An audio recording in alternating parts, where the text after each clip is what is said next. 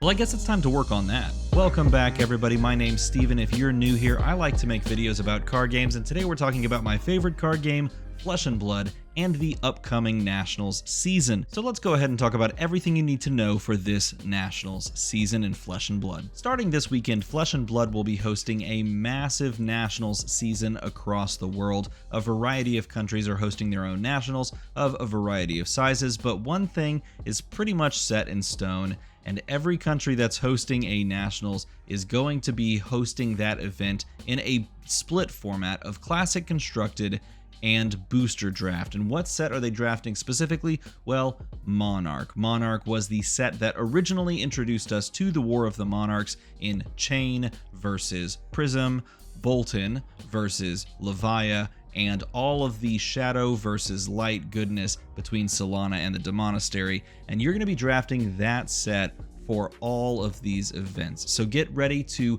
combine Booster Draft with the current meta game in Classic Constructed to see who comes out on top. And as far as the Classic Constructed meta is concerned, I do believe that we're finally seeing some sense of stability, though I do think that some people are a little bit upset by that, namely because heroes like Lexi are incredibly powerful right now, and I do think Iyslander is the best deck in the format.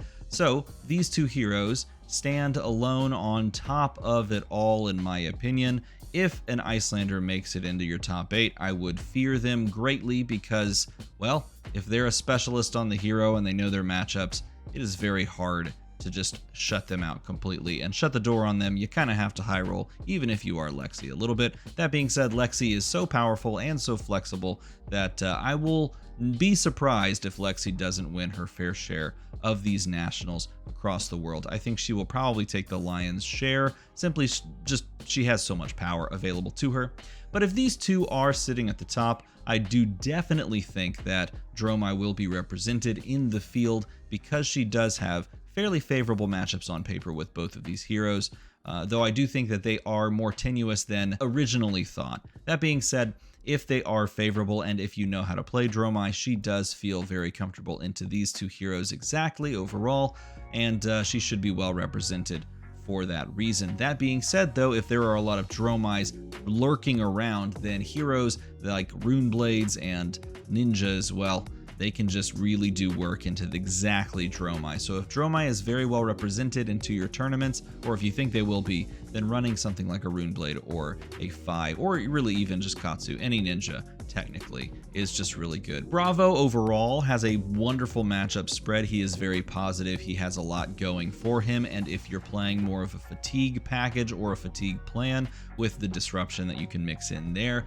he has a decent overall time, I think, into Lexi, especially if you know how to play it, a fantastic time into Dromai overall, and can go toe-to-toe in some respect to some of these other heroes. I do feel like he's a bit rough into Iyslander if they have the right game plan and if they know what they're doing, and sometimes into Briar as well, because Briar can just spike over your damage with Channel Mount Heroic, but he is very well positioned to just do work and get you to day 2 if you're looking for a hero that does that.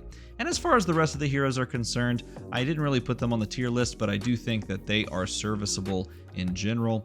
I maybe do something like this, but again, this isn't really a tier list video. This is really just for me to tell you how I feel about the general meta and where heroes are sitting as of right now. So if I really dug deep, I may go something to this effect, which is sort of top heavy, and that's a very exciting time to be in unless you're a player who wants to know exactly what to play, in which case I would recommend playing what you're most comfortable with if they're in this top kind of half of the bracket. And if you plan on watching any Nationals coverage, I think some great storylines to follow along with are whether or not Lexi is going to actually convert on a majority of these wins. Everyone says she's so powerful she needs a nerf, but will she actually pick up wins, or is this just going to be all talk because sometimes it's frustrating to run up against 2 3-of-a-kinds in the past 2 turns? That can be annoying.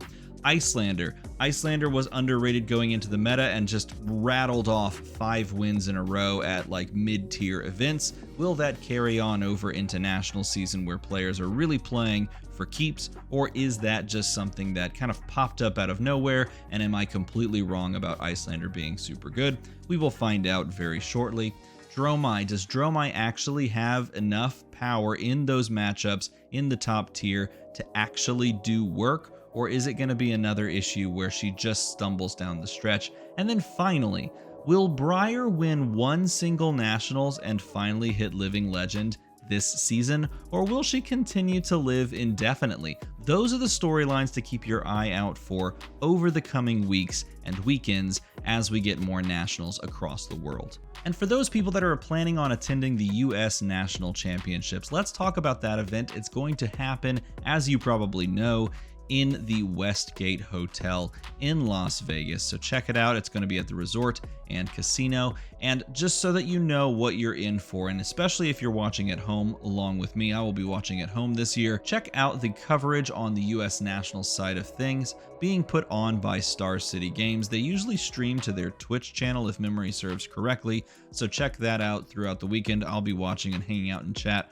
along with hopefully all of you so we can all engage together and talk about the games as we see them. It will be taking place, like I said, on Twitch from the 25th to the 27th. But if you're actually going to be there at the event, there's a couple of things I highly recommend that you do. Besides just playing in the events, if you're playing in the US Nationals invite-only tournament, obviously do that. But there's also the Calling, which is Classic Constructed, and there's the Blitz event, which I do believe has the new Blitz sideboard format, limited to 40 card decks. So give that a shot as well and see what you think. There's also a cornucopia of side events, and I highly recommend that you go and try playing Ultimate Pit Fight. It is going to continue to grow and get bigger, and trust me, you're going to want to get in on the ground floor. Ultimate Pit Fight is huge and super fun to play. It is going to be very good going forward. Trust me on that front. You're going to want to jump in, so you may as well try it at one of these fun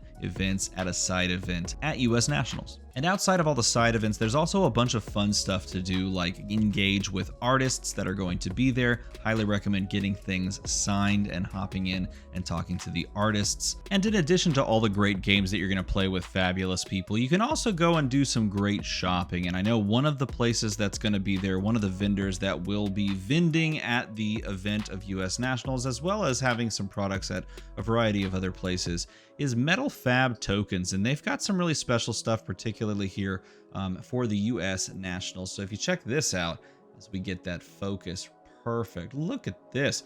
They've made a custom US Nationals 2023 poker chip style token that represents resources. Also on the other side, it has the Calling Las Vegas, which will be happening that same weekend as well. But this is absolutely beautiful, very hefty, and of course it is made of metal because Metal Fab Tokens makes their stuff out of metal, which is pretty awesome. But in addition to something like this, which you can go and pick up, and in fact, they actually gave me one of these to give away. So if you want one of these types of things, or really one of the things, one of the mini pieces that they're going to have available, we're going to run a giveaway. So just leave a comment down below with which of these things that I'm showing off is your favorite. They also have a spin down like life counter, which I think is beautiful, but you can also use it to track just about whatever you want. It's got the different regions of Wraith there. It's really hefty. It feels very premium as well, which is fantastic. But one of my favorite things that they've ever made is the Go Again counter. With on the back side, it has the Dominate. These are all available. They sent these out to me and I wanted to show these off. He literally just said, hey, I'm going to send you stuff. If you want to show any of this in a video, you can. And I was like, you know what? I have the perfect video. I'm already making it. This is literally a frailty token. This is for like rolling off and seeing what you get if you pitch the Plague Hive, which is really cool. So this is all the different status effects. It has, wow, this is the heftiest die I've ever felt. This thing is insane. It's got all the gems on it so that you can literally just represent what gem you have if you want. But the one thing that, besides this one, which is I think just hilarious, this is an inertia counter. Literally, you just give this to someone and it's Oldhim stuck in ice. And literally, they just get stuck. It's so funny. It's just Oldhim and ice.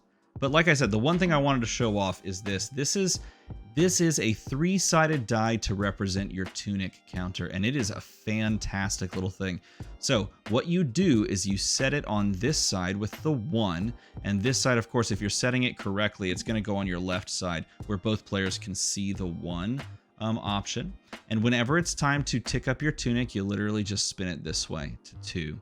And when you're done ticking up the tunic, everyone sees that you're on 2 resources because this lives on the side of the board where the equipment and the tunic live. And when you're done, you tick it up to 3. And of course, when you spend your tunic resource, you can just take this as a resource and then pay it. And next time you start the whole process over.